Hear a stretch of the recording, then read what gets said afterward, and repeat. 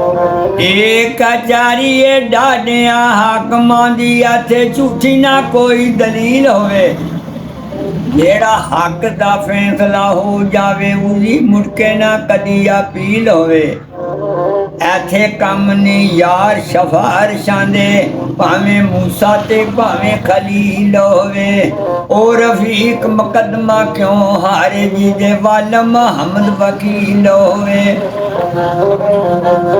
लोड़ के ते अल्लाह दियां मेहरबानियां आ गईयां ने मौला ओ तां आखरी निशानियां।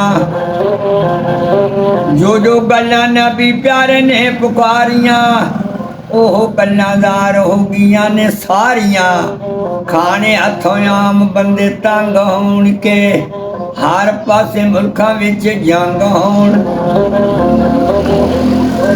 माड़े अंदर के देना सनाई पवे हर पासे आटे दी दफाई पवे। वैरियां दे बंदे ना खलोण वैरियां दे बंदे ना खलोण। लम्मियां आवाज़ां कर कुत्ते रोण के दोस्त नाल पुत करदा बराबरी ते मावां नालों धीआं होण किया दाबरी। सके भाइयां आप संदर वैर रखण एक दूजे घर नहीं ओ प्यारा रखण। लोड़ के ते अजकल पिंडां विच जो जो हाल ने गिन के सुनावां मैं बुझाग नाल ने।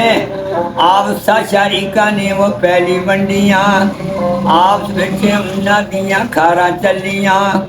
हालतां गरीबां दियां बहुत मंदियां पिंड विच हो गईयां ने धड़े बाजियां।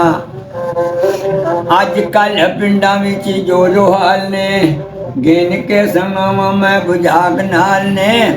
आपसा शरीका ने वो पहली वंडियां आपस विच उन्हां दियां खारां चलियां। हालतां गरीबां दियां बहुत मंदियां पिंड विच हो गईयां ने धड़े बाजियां।